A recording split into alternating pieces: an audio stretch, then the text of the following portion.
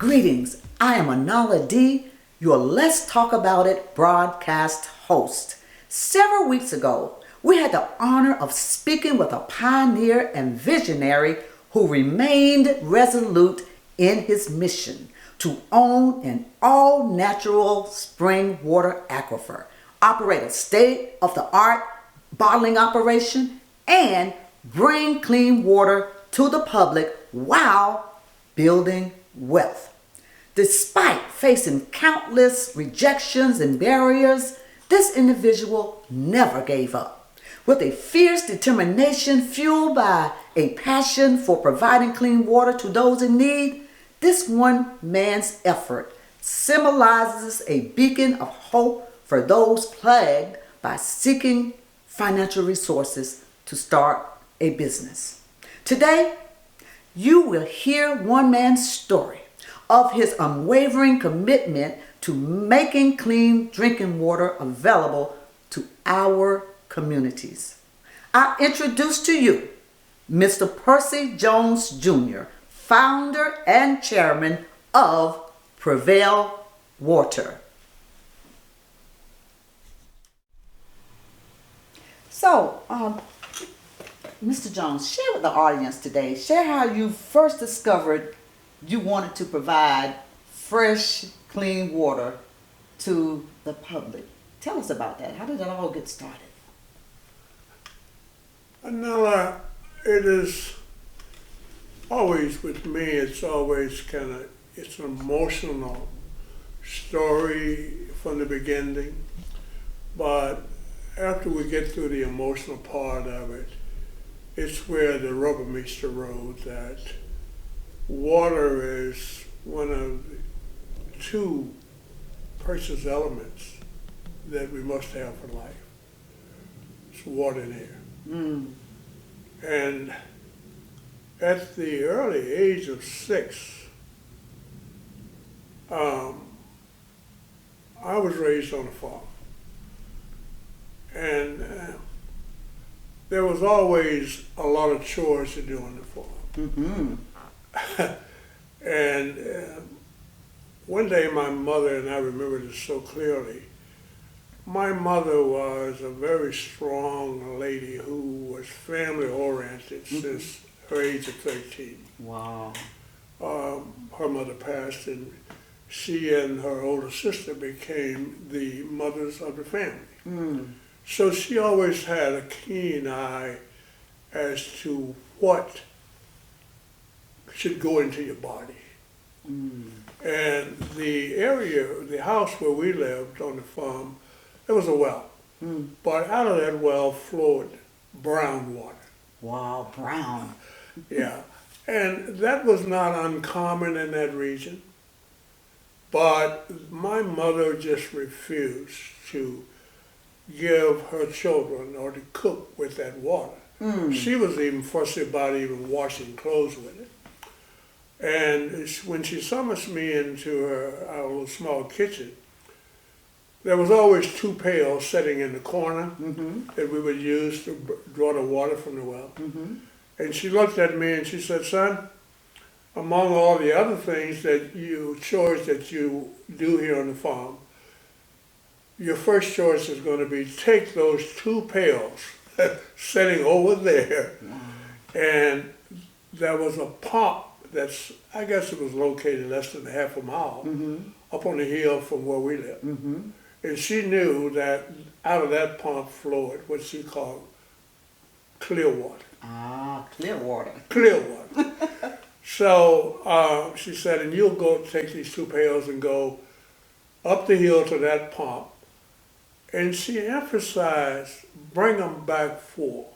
And out of that whole conversation and the order she gave me, the one that stuck with me the most was bring them back full. Bring them back full. And needless to say, picture a 6-year-older with 2 pails and you walking actually between the cotton rows really, and you're trying to bring this 2 pails of water back in all at the same time it's kind of splashing here and there. Mm. And on more than one occasion, I found myself going back 2 or 3 times. Wow. And I didn't like that. I can imagine you didn't like that. So I figured out that I need to have a water source halfway between the distance. Mm. So we had an extra barrel. So I planted that barrel halfway. And I filled that barrel with water. Now that was smart. Yeah. And when I would get to the halfway point on my return, whatever I had waste along the way, I would just take the dipple and dip into the barrel, and I bought those 2 pails back to my mother for. Wow. That was my first introduction into the clean water industry. Wow. And was it because the water is, did you understand why your mother wanted that water there? Because that you recognized that water that was coming from the pump was brown. So you recognized that water wasn't that clean at 6 years old. I recognize this is that we use that water for feeding the animals and et cetera, et cetera. Mm. And that was part of my duties, to bring the water and transport it into the troughs or what have you. And I always thought that why are we drinking brown water? Mm. What's happening that when this water passed through or in our system, why is it brown? Wow. And that was always a question in my mind. Why is it brown? When leaving our home, we had a creek. Mm. And so often we'd drink from that creek, and that water was, like my mother said, it was clear. Wow. Isn't that something? But yet the water in the pump was brown. Wow. So many times we'd go to the creek and we'd get water. Wow. But I never thought about impurities or things like that may have been in the water. But later on we found out that there was a lot of lead deposit in the soil.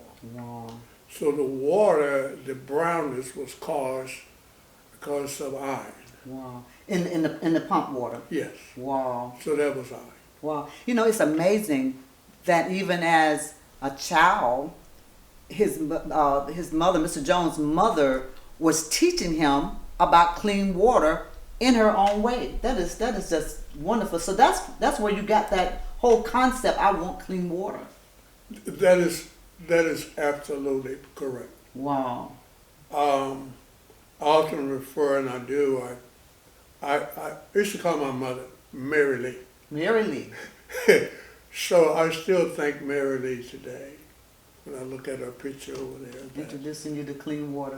she introduced me to the clean water industry. That's all right. That's all right. So talk about the night. So you're a child, 6 years old. You're bringing the water up, and you figure out a way to put that water in a barrel so that you can have that container full when you get back home, like your mother told. Isn't that something that he would think that let me just remember this one thing, that the buckets need to be full of water when I get home. So he figured out a way to do that. So talk to us about the mentors you had that helped shape you along the way toward your water business. Because now you're a child, and now you were a child. Now you're growing up. You're getting ready to go to school. Tell us about that. Maybe some people in that community or people in school who helped to shape you as mentors on your way toward where you are today. When I look back on my high school, at the time, agriculture for young boys were one of the main subject matters that was taught. Mm.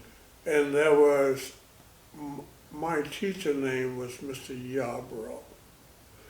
Mr. Yarborough was the first man or person who taught us boys about life and what we would expect out of life Mm-hmm. as we move forward. Right. And he even, went so far as to say, you'd have girlfriends and all of that. And Right. so I always admired him. And the one thing that I remember about Mr. Yarbrough, all of the classrooms had small wooden desks, Mm-hmm. as you know, but he would never sit behind that desk. Hmm. He would always come out in the midst of his students Mm-hmm. and sit on the side of somebody's desk. Hmm. And that alone made me feel like he's a part of us, not sitting behind the desk looking down. Mm. And that meant a lot to me. Mm-hmm. So his mannerism actually went a long ways with shaping my early on development as a man. Mm. Helping you to learn how to deal with other people, how to be a part of other people, connect with other people. That's exactly right. And not only I, but I think most of the class was a total of 12 boys. Mm-hmm. And all 12 of us looked up to Mr. Yarbrough. Wow. And that, to me, he would always have his shoes shine and always was very neat. And he had a way of saying, look at me, Mm. because he bought himself into you. Wow. And that today, I have always, now moving forward in life, I've never liked sitting behind a desk. I would always make myself one of the crowd. Mm. And that has gone a long ways with shaping me as I move on through life, how to sell to people. Ah, how to connect with people. Yeah. Wow. Yeah. And so there were. I'm assuming there were other mentors too. I mean, this class was an agriculture class, but and I know that during your early years, your mother taught you about clean, fresh water.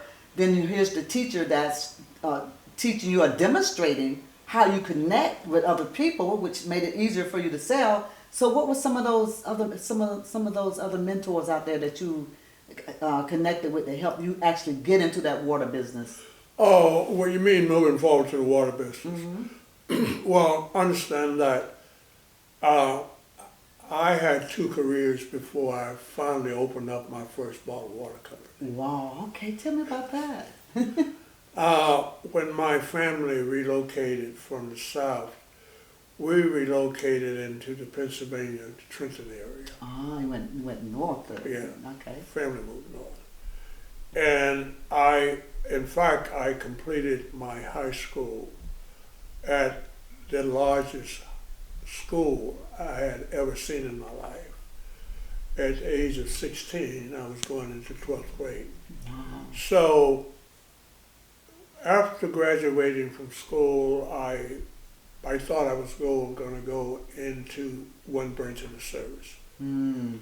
But instead, I seek to start my higher education Mm-hmm. because growing up, I was always asking a lot of questions of everybody. And I would always want to be a part of the grown-up crowd mix in our home. Wow. And so often my mother would say, boy, you need to go outside or you need to go play. But I didn't, I want to be where the action was. So people would say, someday he's going to grow up to be a lawyer.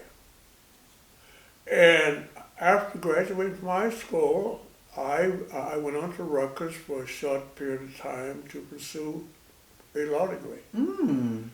That didn't go for me, but I ended up working in the prison system. Mm-hmm. And as a young man, I hated every moment of that. Wow. But that encouraged me to say to myself, if you want to do better, then you have to make that first move. That move is on you to do better. Mm-hmm. And there's a message in there Oh, yes. for all of us. Mm-hmm. We certainly have, I believe, control of how we shape and how we move through our life. And it starts with what you want to do. And after that, I owned a restaurant Wow. called PJ's Soul Food. Mm-hmm. That was a lot of fun because my entire family worked in that restaurant and we had a lot of fun. Mm-hmm. And then from that I owned PJ's Fashions. Wow. And along with that, a grocery store. So my entrepreneur spirit started, I guess, around the age of 18. But you were still connecting with people. I was still connected with people. Everything I've done connected with people. And I left the prison and I roamed around for a while and I opened those two businesses and I sold them out. Mm-hmm. And I did nothing for a while and one day I got a call from the superintendent of schools Mm-hmm. saying that you are an active member of the community, I would like to talk to you. And I went in and we sat in chat and I recognized that she's a brilliant lady, but again, her communication skills were not there as related to communicating with the neighborhood of parents. And she just flat said to me, I've studied you and I'd like to ask you to come and be my PR person Wow. and run interference for me. Wow. And I said, well, I find it hard to kind of connect to working for anybody except myself. Mm-hmm. And she said, you are working for yourself. So I ended up 10 years and 3 days at the Board of Education. Wow. A long way from the whole water. A long ways from the water business. I left that job. They said, my brother called me, I guess, maybe a month before I retired, or before I left the board. Right. And he said, bro, he said, there is a opportunity that I'd like for you to go and sit with me on. Mm-hmm. And they were doing these filters, building what they call downlines to sell water filters. Wow. NSA. Wow. And I went and I saw my mother. I saw the well. All of that came back to me. And I'm sitting there thinking, clear water. That's what these filters are all about. Removing impurities Yes. to have clear water. Clear water. But they was using clean water. Mm-hmm. Clean water. And I said, wow, I think that I'd love doing this. Where most people were recruiting what they call downlines, Mm-hmm. I actually sold and installed water filters. Mm-hmm. They had 3 type filters, one set on the counter, one under the counter, and they had a whole house. Mm-hmm. I always convinced people through my sales techniques that you need to have your entire water in your home to flow through these filters. So my thing was the whole house filter. So even with what you learned at the age of 6 about clean water, clear water at that time, Yeah. you were now still letting people know, because you remember how brown and how unclean that water was, so you letting everybody know at this time, you want all your water to be clean. You need to make sure you have it all over your house so you can make sure that you have all your water is fresh and clean to drink, clear water. Clear water. Wow. And from that, I continued to pioneer away in that industry, and I did well. Wow, wow. But I felt at some point I needed to make clear water, clean water available to more people. Wow. You know, in an interview, Mr. Jones, in a separate interview, you talked about as a young man, it became clear to you that you were blessed with a creative mind, and eventually you figured out an efficient and better method for transporting the well water without spilling the drop. You talked about that. And so would you say your creative mind in this new business, in this filter business, helped you to move to the next level? Talk. Oh, definitely, definitely. I knew right away that I wanted to establish a water bottling operation. And I really cashed in on my pension. I rented a building. I went to Kelco Engineering and I learned how to install RO systems. Mm-hmm. And with that, I eventually rented a building, installed my RO system, and started bottling 5-gallon water. Wow. So now this is after you left the filtering Yes, job. yes. Wow. So how long did you stay there? I sold those filters for 2 years. Okay, and then from there you said, you know what, my creative mind is kicking in. I'm thinking about growing up and fresh water. I can do this for myself. I can do this for myself. Wow. So it's just, did anyone inspire you to do that? It was just all within you to do this. It was all embedded in me by, I guess, going back to what my mother summons me in the kitchen to do. Mm.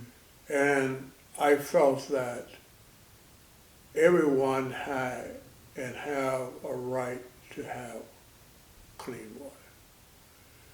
So we put together at the time, we called it, the name of the water was Drink Clean Water. That was the name of my first water label. Drink clean water. Drink Clean Water.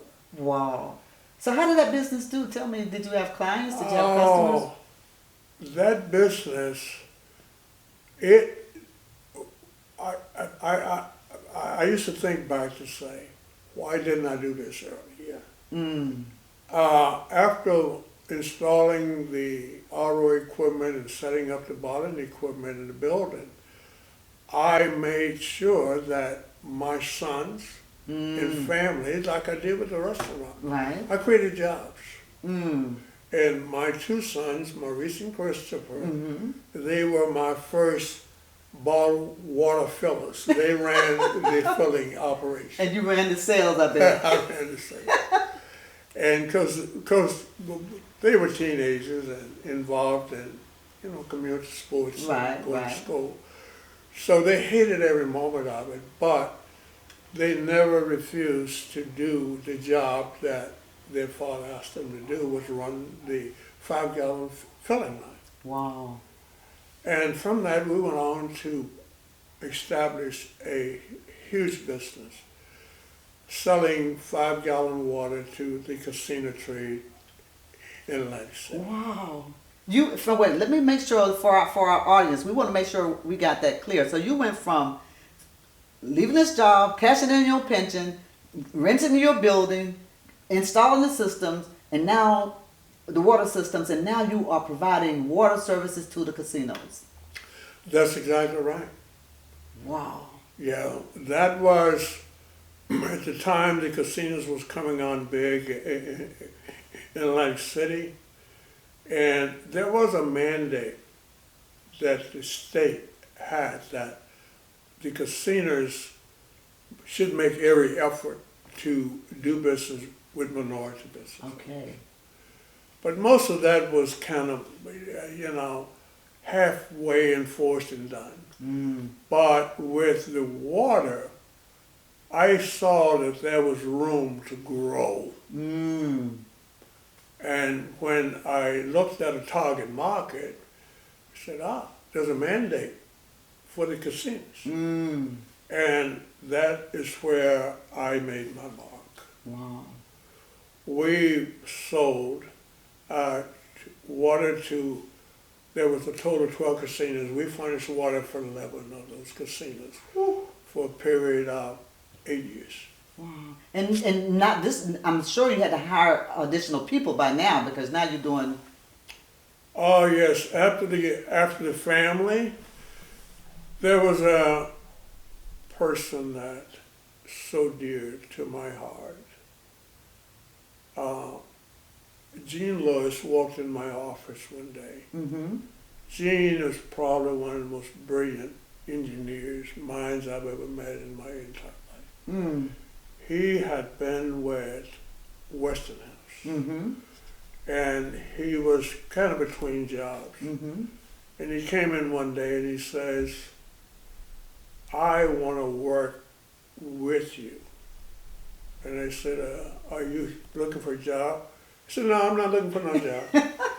He says, I want to work with you because I want to own half of what is going on here. Mm. And he was just out. He said, and actually he said, I can find a job, but I think you need me more than I need you. Wow. And Gene and I hit it off.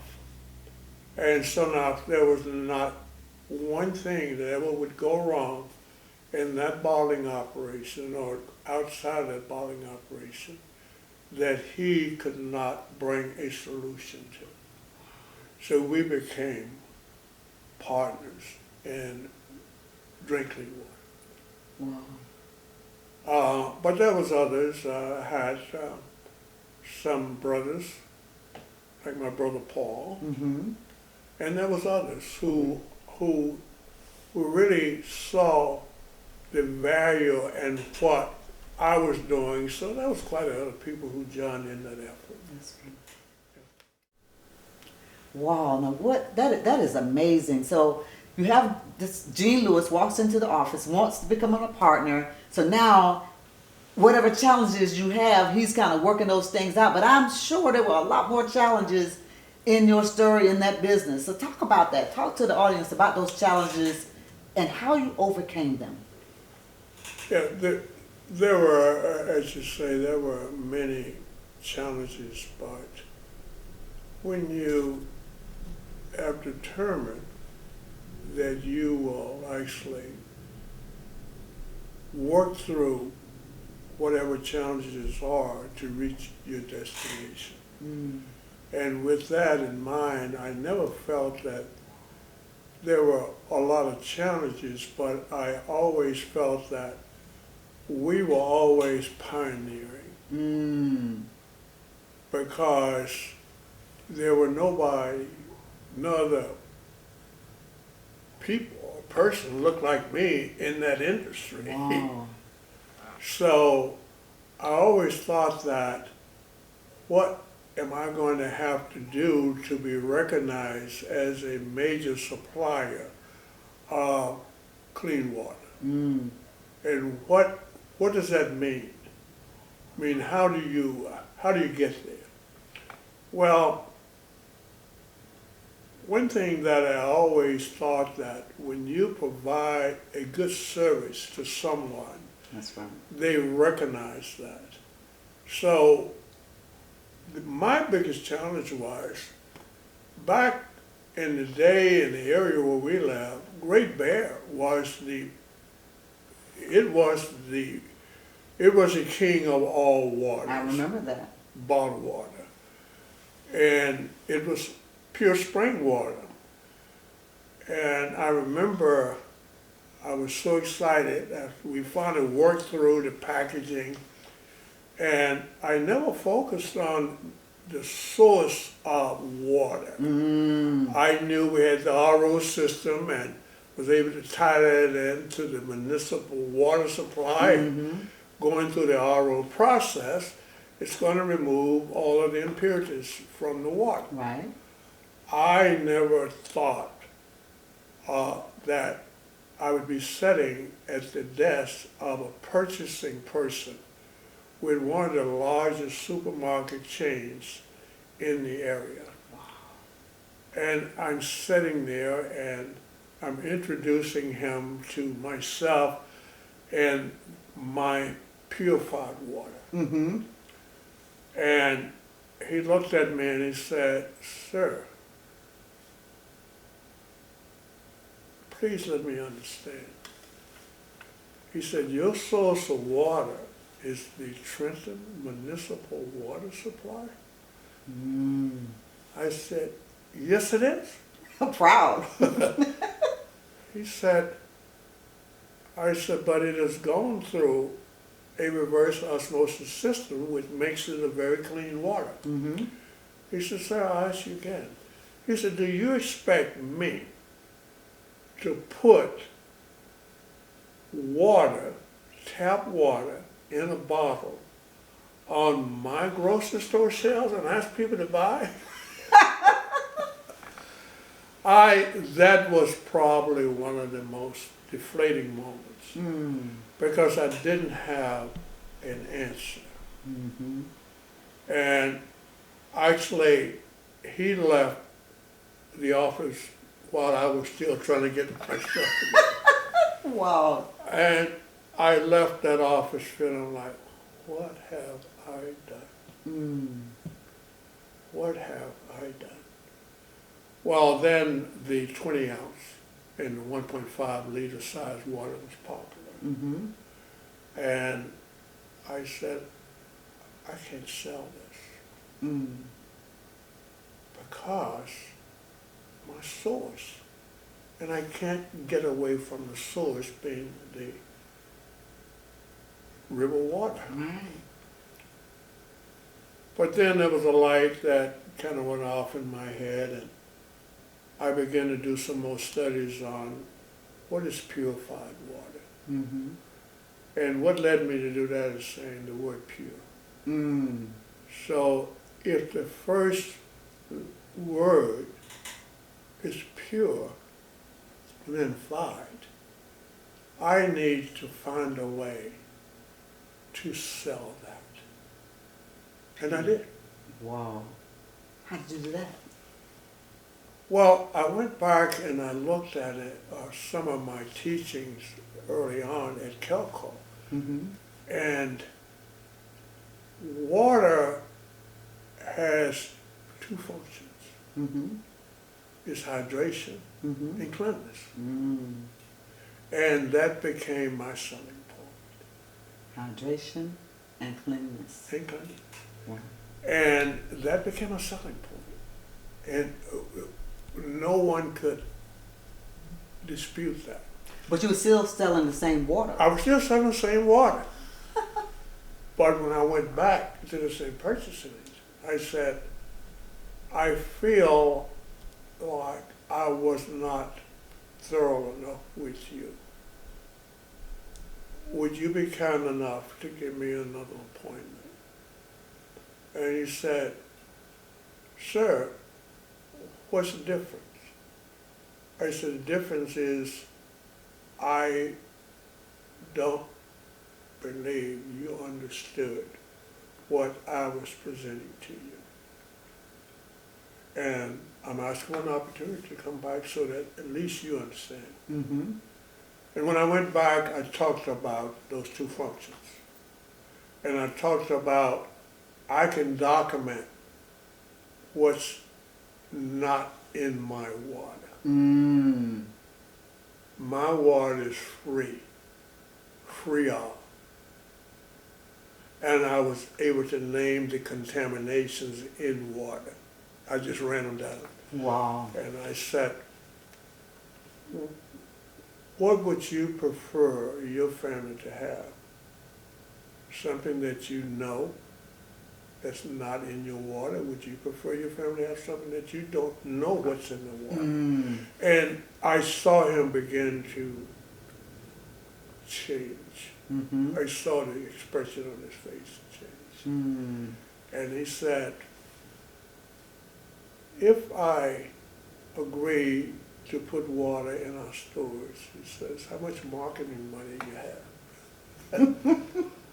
I said, the only marketing money that I have is in this bottle.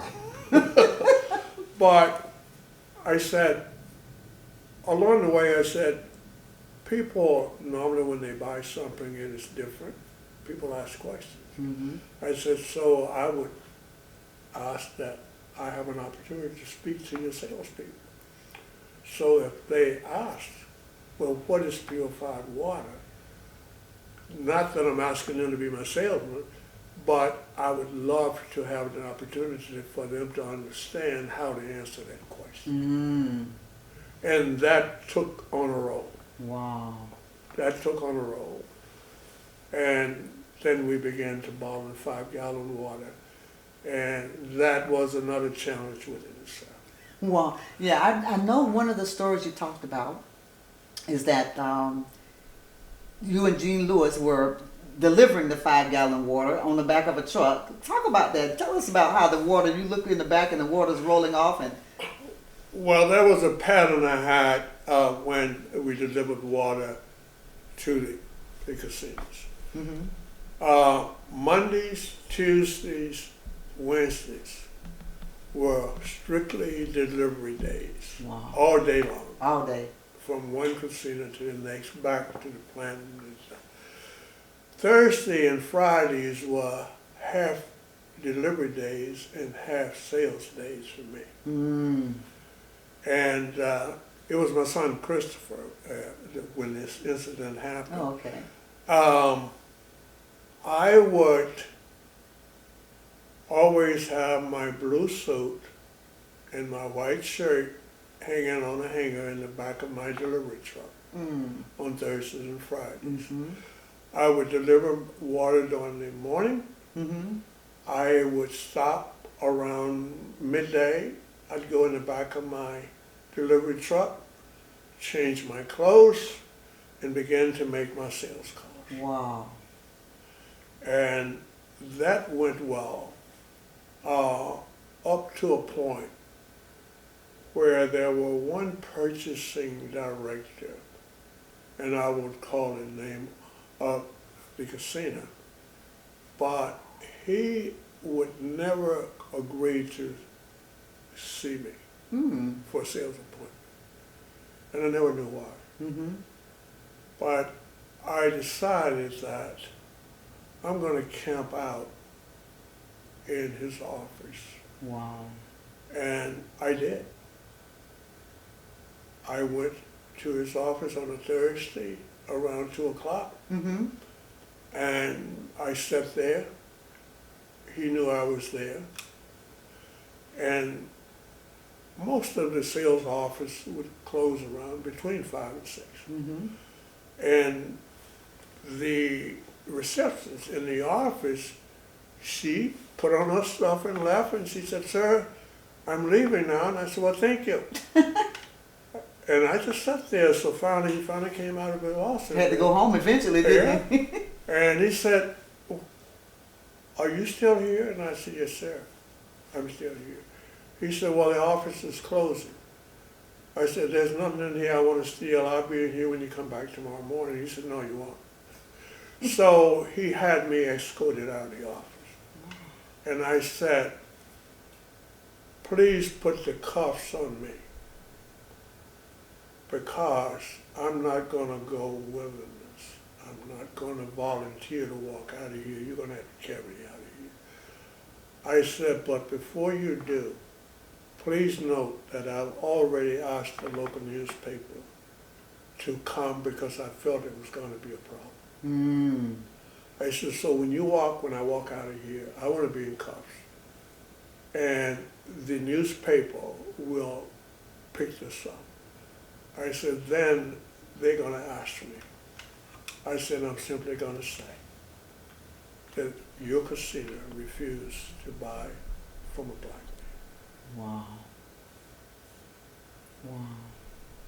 And he looked at me and I said, "That news will affect your bottom line more than it will mine."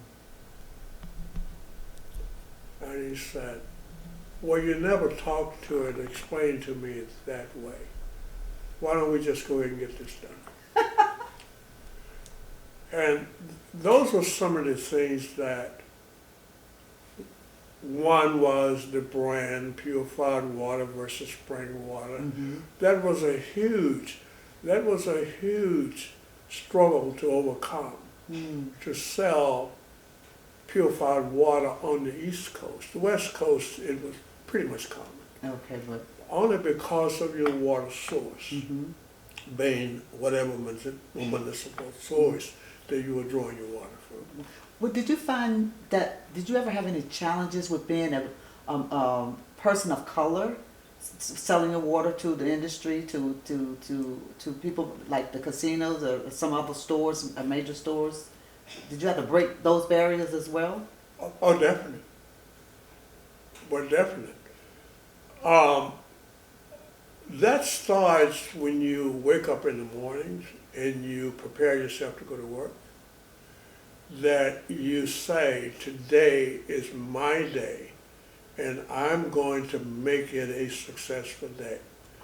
And I would start my day with that thought pattern in my mind. Mm. And with that, it gives you that determination to understand that there's a lot of no's before there may be a yes. Ah, got you. But you figure this way, if you make 10 calls a day and you get one yes, you've had a successful day. That's great. So those were, I could feel the tension, and you know, later on when we started going to the different water conferences, there were nobody in there looked like me. Wow.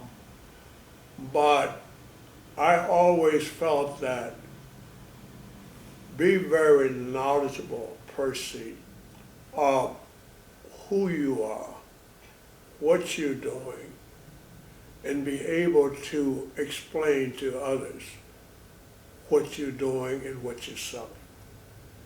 And I'm not bragging, but I know the water business. That's all right. And then the knowledge you had from your mentors and your mom of how to connect had to, at that time, have a big influence on how you handled people and even people that didn't want to do business with you. Definitely. Oh yeah, definitely. That was the anchor. Mm. Wow. I drew on that. Wow. That's wonderful. So now you've gone through these businesses, you've sold to some of the larger water industries, and you've sat in an office and waited for this guy who finally had to. Well, let the audience know, did he ever do business with you or just listen to you? Oh yes, we did business. Ah, that's wonderful then. Oh yes, we did business. In fact, that was part of a humorous story Mm-hmm. that happened with my son, Mm-hmm. Christopher. Okay, tell us about that. Christopher never liked the water business, Mhm. even today. But Christopher was always committed to his father, same as my son Maurice. Mm-hmm. So we had an emergency call for some water on a Saturday. Mm-hmm. And Saturday was Little League sport days and all of that. And I said to my two sons, we must go into the plant today and we need to package X number of 5-gallon jugs of water, and we need to take that water to one of the casinos in Atlantic City. Mm-hmm. And off we go. So we go in and we pack the water. I don't know why the other son did not go, but Christopher ended up on the truck with me. Mm-hmm. We make the drive to Atlantic City, and you know, he's not kind of pouting going on. And once we arrive at the destination, the receiving point, you back up to the docks and you take your water off and you pick up your empty bottles and you put them in the truck and you're on your way back home. Mm-hmm. Well, he did that, but he forgot to pull the back door down. Oh. Oh goodness. And we are now on our way home on Route 30, I think it was, and cars was blowing and finally we stopped and looked back. The jugs was just flying out Oh of my the God. That had to be something. So I looked at Chris and he didn't say a word. He just got out and he Trying to pick the balls. That's all right. So now you, Mr. Jones, all the challenges that you have gone through. Now here we are today, and you have a company, Prevail Water, and tell us, was that name Prevail born out of all the challenges that you faced before you got to this place? The company name Prevail Water? During the period of between the time I was a consultant to FEMA on clean water issues, Mm-hmm. it was always to me was how does people rebound after an emergency? And I saw people who comfortable homes and in active nature, those homes were destroyed. Mm-hmm. And also it had a real effect on a lot of individuals, both mentally and physically. Mm. And I found myself in some cases visiting with the people who were victims of the aftermath. Mm. And I would always say to them that through your faith, you shall prevail. Mm. And there was one elder lady, I remember her, after Hurricane Katrina. She lived by herself, and I ended up at her front door. Mm-hmm. And sitting and talking with her, she was saying that for her life, she lived to get old. Mm-hmm. And she had prepared herself to enjoy what she called her golden years. Mm-hmm. And she was angry that this act of nature had come along and destroyed all of that. Mm. And because of her age and I guess some financial restraints, Mm-hmm. how can I come back to where I was? Mm. And I remember counseling with her and saying, perhaps there is another home that has been prepared for you, but if you don't remain steadfast to prevailing through this, you will never know. So are you telling me you're giving up? Wow. And she said, well, what are you saying to me? I'm saying to you that you must prevail. Wow. I didn't know it, but in the creation in the Bible, it says about water. Mm-hmm. That water was created and it shall prevail over the land. Mm-hmm. So that's how the name Prevail came into being. Wow. But I want to back up just a little bit. At a very critical point, after we moved the business from New Jersey to Georgia, Mm-hmm. I ended up here because I was recruited to be at the time they said the minority supplier of bottled water for the 1996 Olympics. Oh, okay. So we moved our business from New Jersey Mm-hmm. to really Calhoun, Georgia. So that's how you move from. That's what caused you to move here. Okay. And in the midst of all of the preparation, and I guess a midnight deal, I was cut off and was told that my service was no longer needed. You upended your business in New Jersey Yeah. because you thought you had a contract in Yeah. Georgia, Yeah. and then you get here and Boom. So rather than to be denied, we said, fine, we have water, so we set out on our own. And we had water all over Atlanta. Wow. Truckloads of water. Because they had forecast all of these people were coming. And it was the Olympics, 1996 Olympics. Mm-hmm. Well, in the midst of all of that, as you may remember, they had a bombing. That's right. I remember that. And that caused the mayor at the time to restrict a lot of the movements of the visitors. Mm-hmm. And they were confined to move in certain areas Mm-hmm. for their own protection. Mm. So again, we had all this water spread out here and there, which a lot of times the crowd didn't even make it there. Mm. But we had water. So that was another real disappointing experience for me and at the time. But we prevailed on, and standing in the vestibule of our church, Mm-hmm. Cascade United Methodist Church. Mm-hmm. At the time, Pastor Walter Kimball was pastor. Mm-hmm.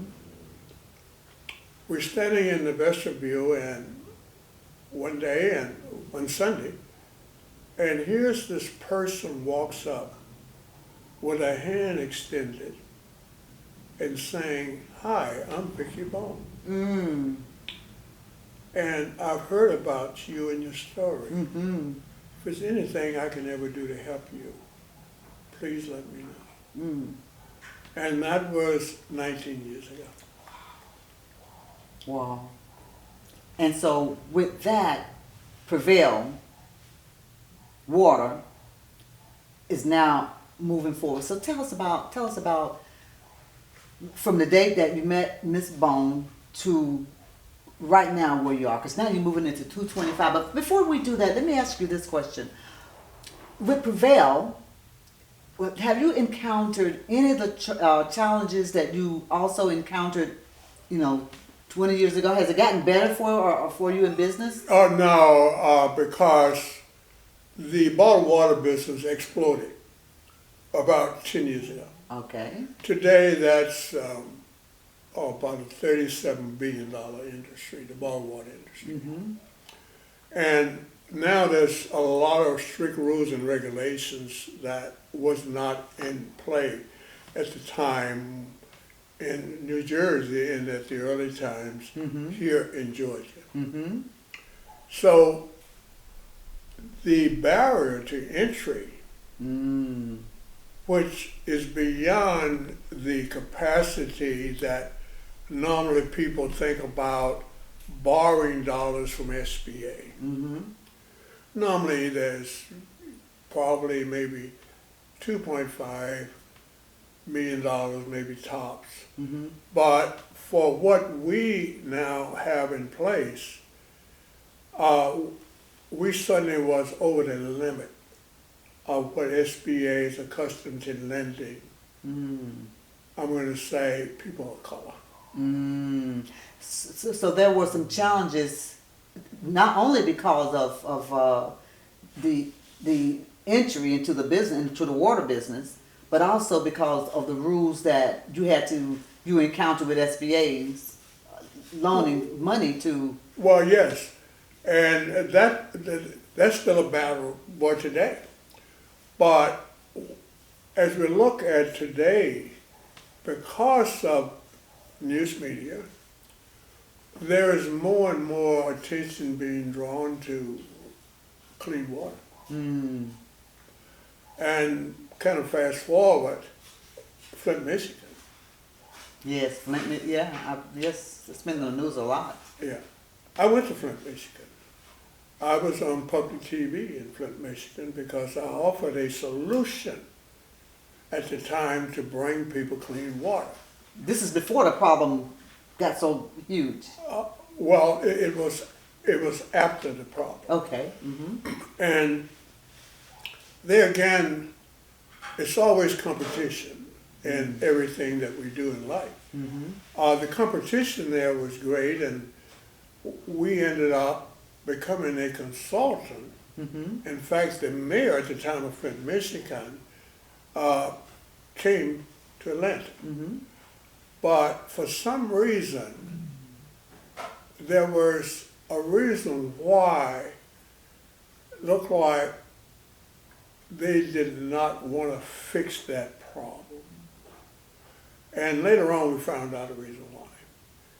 The infrastructure that was laid to bring water to our taps in many areas, including Georgia and all, is outdated. The pipes was laid maybe 80, 100 years ago. Now with the expanding population, the volume of water that is needed to satisfy that population, those old pipes in Atlanta, they're experiencing that right now, cannot withstand that pressure. So now we're having more and more pipes bursting, more and more sewer spills. And all of these things go back to the first water source, which is the Chattahoochee River.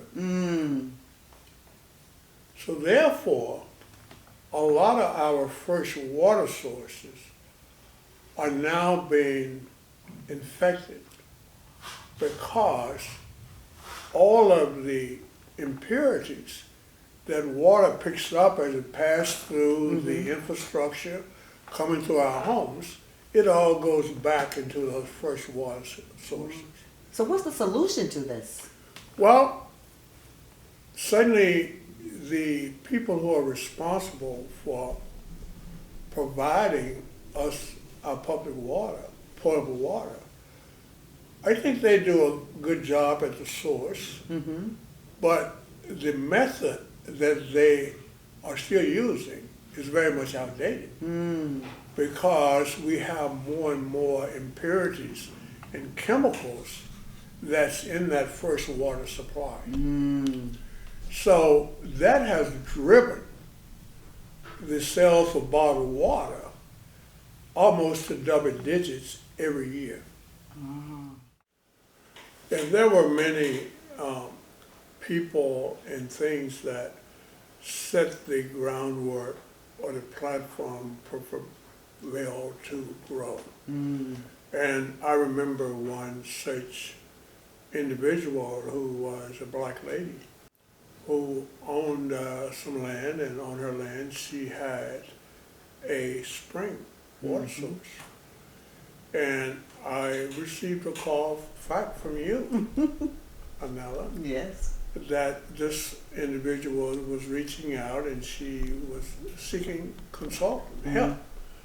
And it was a pleasure to work with her, and thanks to you and some of the other people who lived in that area, we actually built the platform to launch her water brand. Absolutely. And you were a very intimate part of that.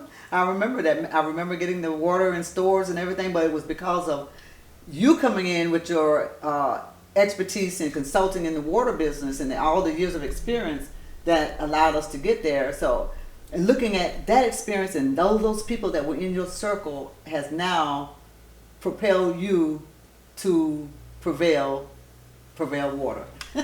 That is absolutely correct. Wow. But has it been easy with Prevail? I mean, No. Prevail has been a challenge because the growth in the industry demands that you keep up with the growth. And that requires more and more state-of-the-art equipment.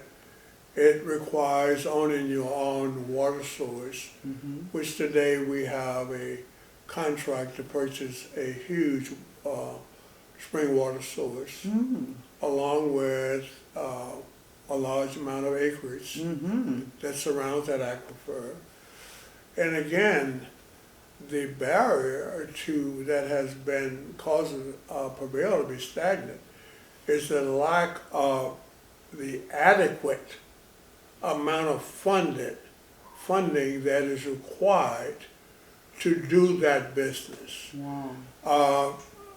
I made up my mind some years ago that,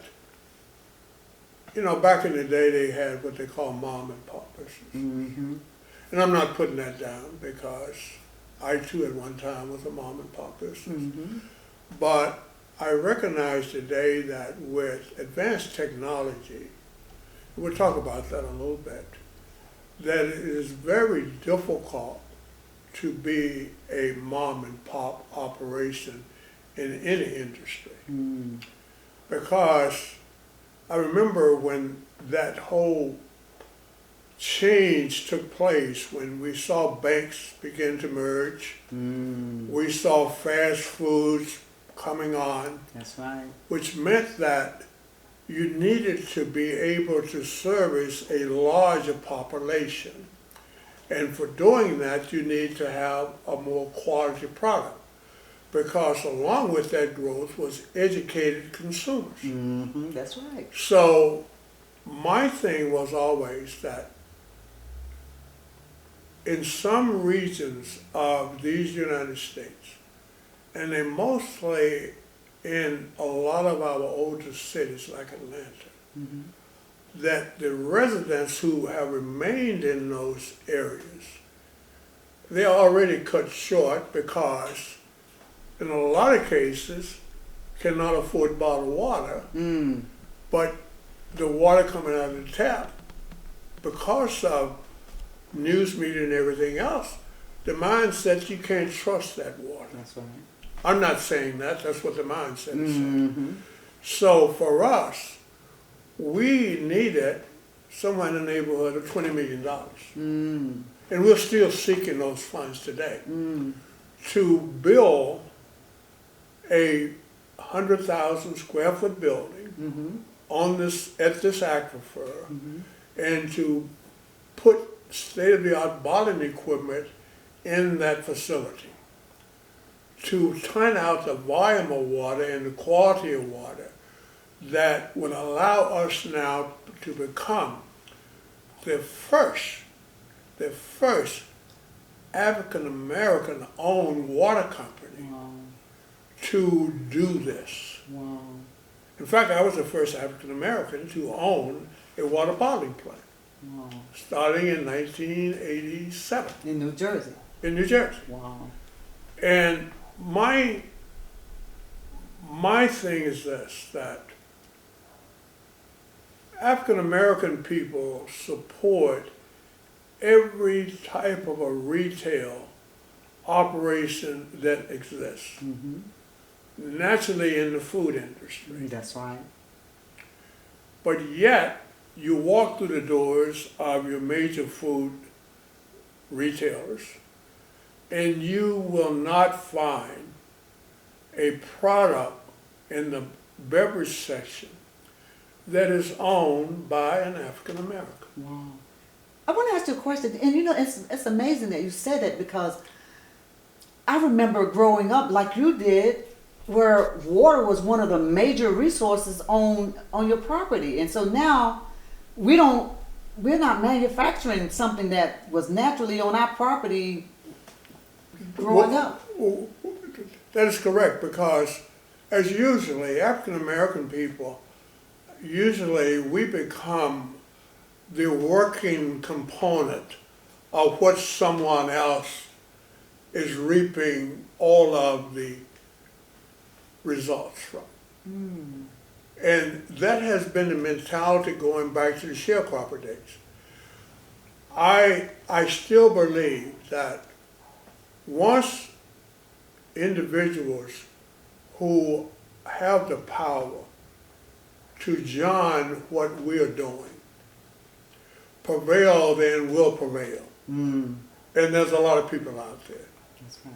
So what we're doing is saying, there was a real powerful story that was released about a year ago Mm-hmm.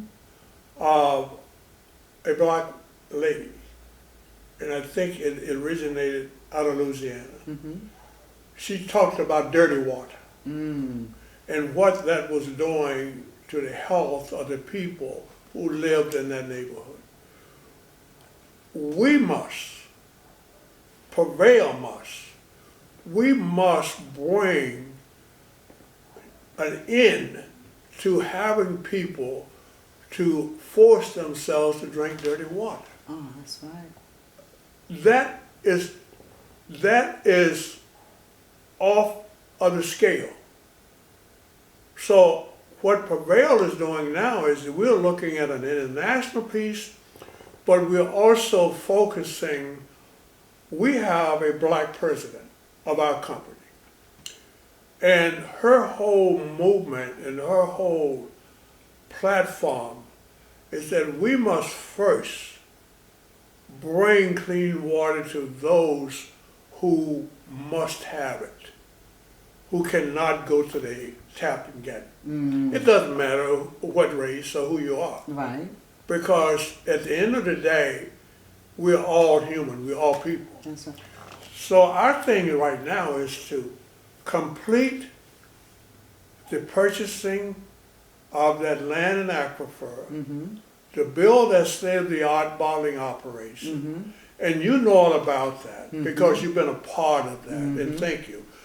And we must first look at an initiative, a clean water initiative, where our churches, our community organizations, our elected officials must get on board with this.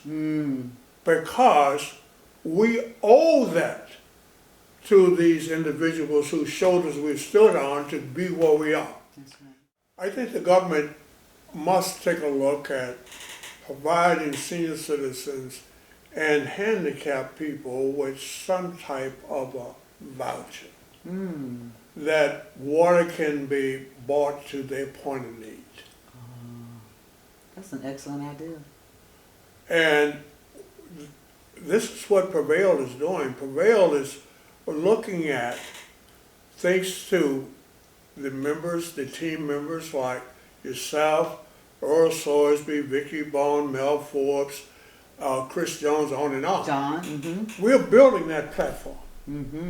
We're building that platform to say, yeah, we can get water into the retail stores, but what about individuals like myself and my wife? We're senior citizens. We have some physical handicap things going on. We cannot go out to the local stores and lug home cases of water. That's right. We must address that issue. And why should senior citizens or people that are physically impaired have to drink dirty water or water that might not be so good for them? I absolutely understand that. It's a no-no. So yes, I am asking the federal government, I'm asking others who hopefully will review this video, reach out to Prevail. We certainly, on our website, we're upgrading that website as we speak. We're going to ask you to reach out and to see the platform that Prevail is building so that we can bring a solution. And that solution is bringing clean water to people at their point of need. Wow. If they can do that for hurricanes and tornadoes, well, when John Lewis presented me with the 2010 Innovative Award that was given by the Congressional Black Caucus, he looked at me when he was handing me that award, which is right up there. When the Honorable Congressman John Lewis presented me with this 2010 Innovative Award, he looked at me and said, "Sir, thank you because you have found an innovative way to bring clean water to people." And I want to back up a little bit because there's a gentleman by the name of Melvin Forbes. Melvin Forbes has worked for 5 presidents in Washington, D.C.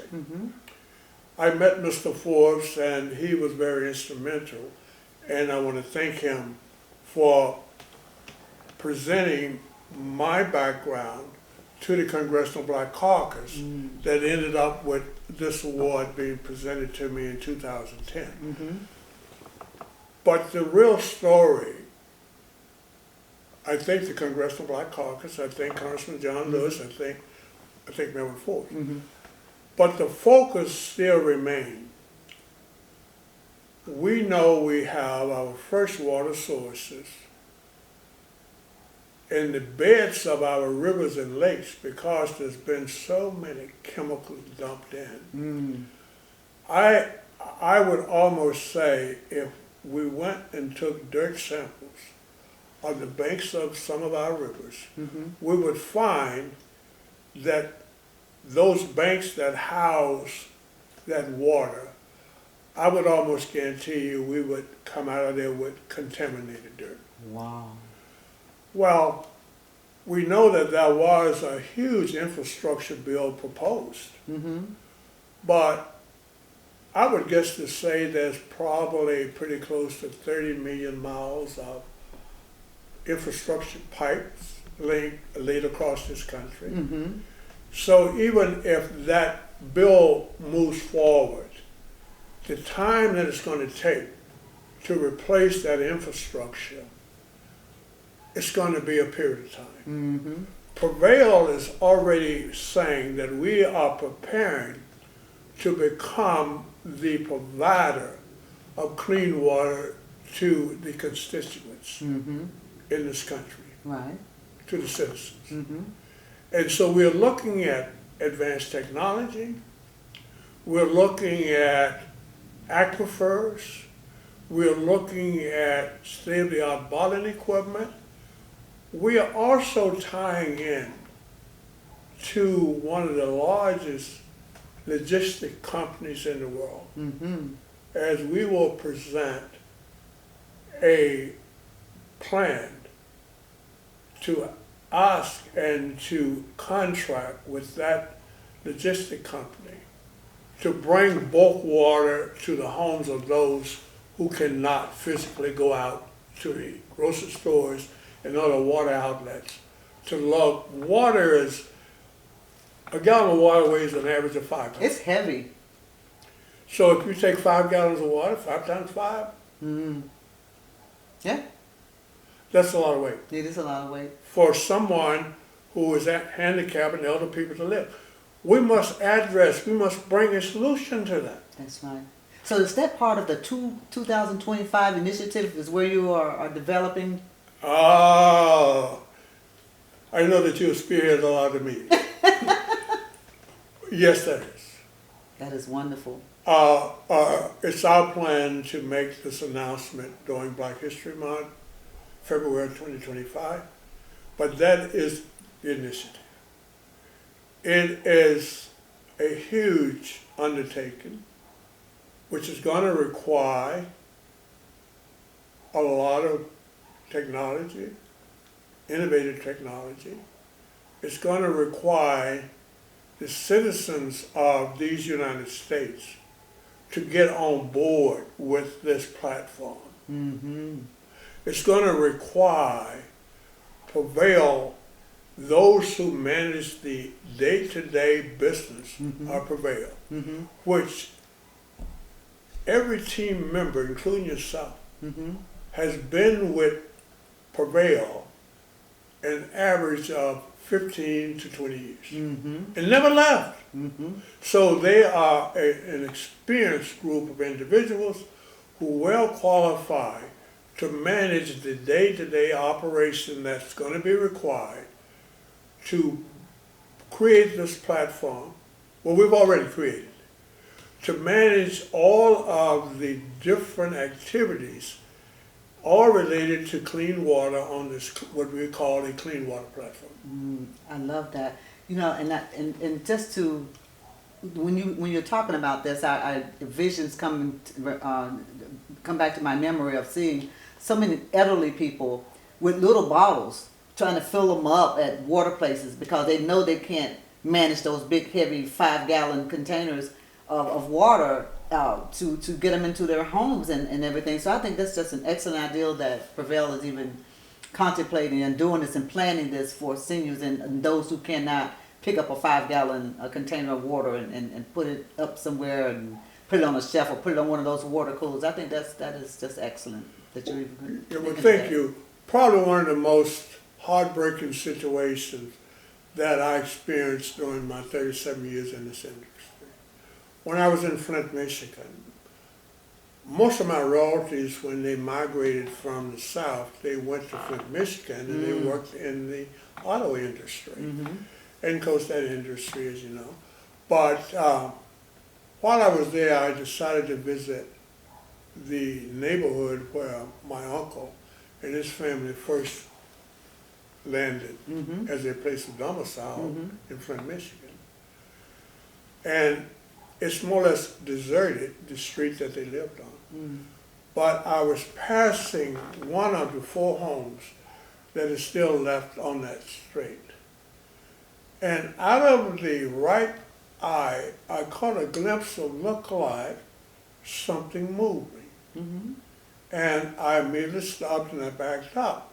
And when I did, I got a full view of something that I would hope no other person, especially a senior citizen, would have to experience in order to have water.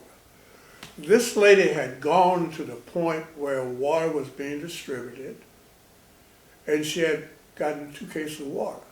I'm sure someone had put it in the back of her car. And her attempt to lift that case out, she had slipped under her car.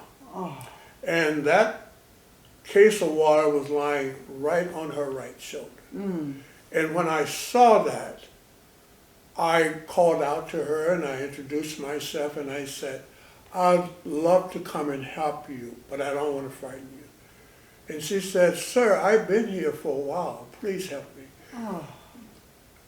Even during emergencies, there should be a logistics in place that, again, senior citizens and people with handicap should not have to get in their car to go to the place where water is being distributed and bring it home and lug it out of their car. That's right. I don't know what would have happened, but this lady said, I've been under here for a while. Wow. This is the United States. We're the most powerful country in the world. And for us not to give attention to how people will have access to one of nature's most demanding product, water, clean water, I am asking people who will review this video to reach out to us. Help us do this for the people. That's right. And look into the camera and just tell them that. Look into that camera and tell them exactly what you want them to do. I'm asking those who understand that we are here as a result of standing on someone's shoulders. In most cases, that group of people are now senior citizens. I am asking, when you review or see this video, to reach out to our president and support this movement. Support this movement. I am still waiting on, and I'm not calling her out, but in 1993, my wife and I were sitting in my apartment at that time, and I said to her, I said, I need your help. She said, for what? I said, I want to write Oprah a letter. And God knows Oprah has done a lot of great things for herself and for our people. And we wrote that letter. And I was telling my wife, I said, I'm still looking for Oprah to answer my letter. But we understand that we must be at the top of our game. And this is the reason why we are buying aquifers. This is the reason why we are putting in state-of-the-art equipment so that we can deliver not only in volume, but quality, quality, and follow that up with good service. Now, also, I met with the legal arm of HBCUs. And any way you look at it, most of the students, and I'm not classifying anybody, but many of the students who are attending our HBCUs, they come from a lot of these cities where their parents and their grandparents still live. So we have part of this platform. We're including educational institutions to get involved. After a hurricane or a tornado today, imagine the number of senior citizens who do not have the world to complete all of the paperwork required to get your grant. That's right. So we're saying, well, we're going to reach out to the HBCUs and say, look, join this initiative and help provide the services to these communities that we all need. Yes. So here's the way this platform will look. We'll have a qualified water company with experienced executives, Prevail. We'll have educational institutions. We will have federal government. We'll have local government. We have churches. We have communities. We'll have homeowners associations. And we'll have the general public. Wow, that is great.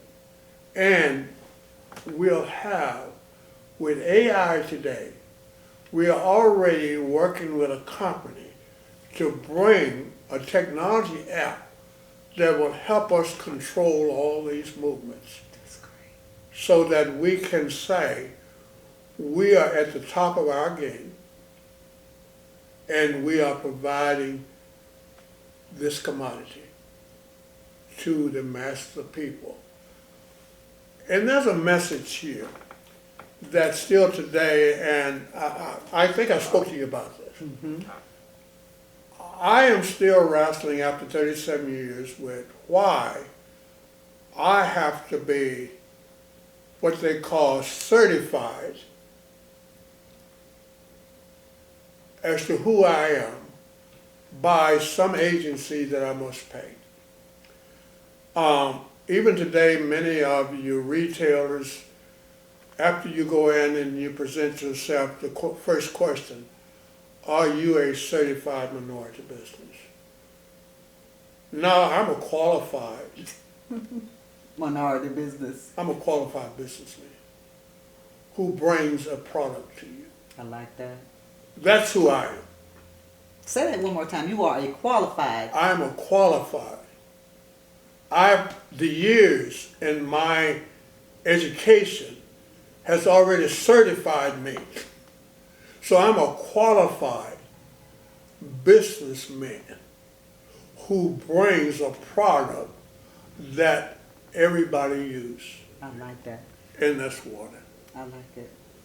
I want to thank you and I want to thank your organization for this privilege to sit down with you, Anella.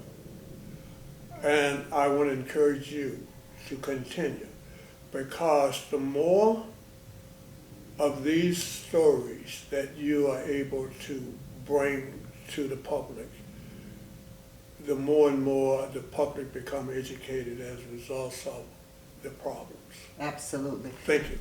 There you have it. You've just heard from Mr. Percy Jones Jr., who is the founder and chairman of Prevail Water. Talk to you about growing up, going to get the water because his mother he called it clear water, all the way to moving to New Jersey where he was in the water business. Now, as I mentioned, the founder and chairperson of Prevail Water, and with all these 2025 initiatives that he is moving into, there's just no reason why no one should not reach out and contact Prevail Water to become a part of what they're doing. This information will be at the end of this broadcast. Again, I'm Anala D, and we thank you, Mr. Percy Jones, for allowing D-Shift Network to conduct this interview with you. All the best to D-Chef. Thank you so very much. Thank you. We Love appreciate you. it. Bye.